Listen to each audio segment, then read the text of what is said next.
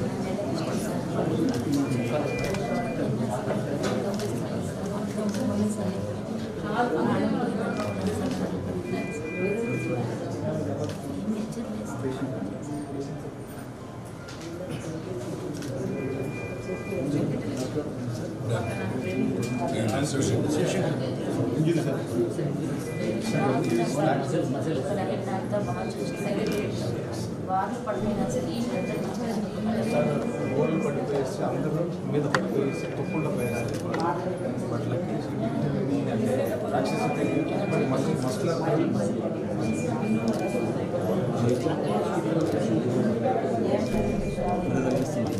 పదహైదు సార్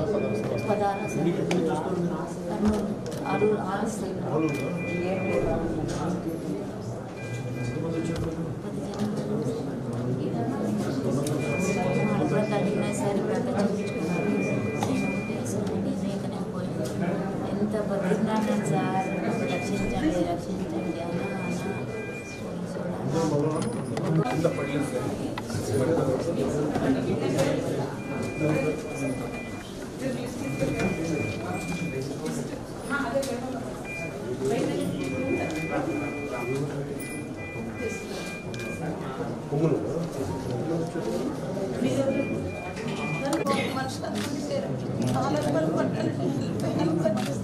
ఎవరు చేపట్టుకుని దాచుకొని లాగేసిందండి. నేను వెళ్ళలేకపోయిందండి. కాలు మీద ఇక్కడ నుంచి మనుషులు ఉన్నారండి. ఇంకా ఎలా చేస్తా కూడా తెలియదు. వెళ్ళిన కాలం లేకపోతే అనుకున్నాను. మేమందరం వచ్చాం. మేమందరం ఎప్పుడు వస్తాం పిల్లలకే నేను చెప్పాను. మనుషులు ఈరోజు కనుగొని సెకండ్ చనిపోయారు. చాలా ఇబ్బందులు అన్నీ కూడా మీ ఫ్యాన్ వేస్తారు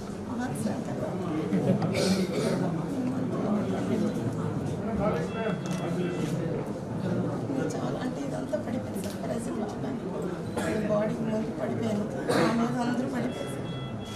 నాకు చనిపోయారు. చాలా కష్టం ఫేస్ చేశాను సార్. బతుకుతాను కూడా అనుకోలేదు నేను. అక్కడ స్టూడెంట్స్ పోలీసులు అంటే నేనే చేతి పట్టుకుంటేదాన్ని, నాకు వాళ్ళు హెల్ప్ చేయాలి. ఆ సిచ్యువేషన్ 12 గంటలు ఆపుకునేవాళ్ళు అతను బయట మధ్యలో పడవ అలాంటి మధ్యలో ఇప్పుడు వేరే సినిమా బస్సులు పడుతుంది. చాలా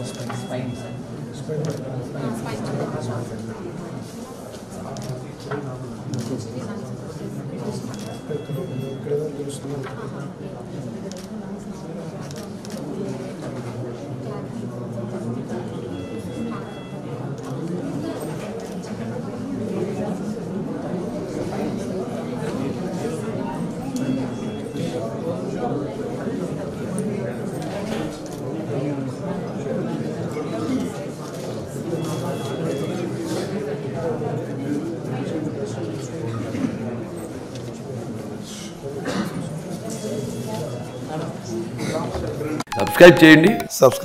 Please do subscribe to Please like, share and subscribe to top Telugu TV. Top Telugu TV. Top Telugu TV.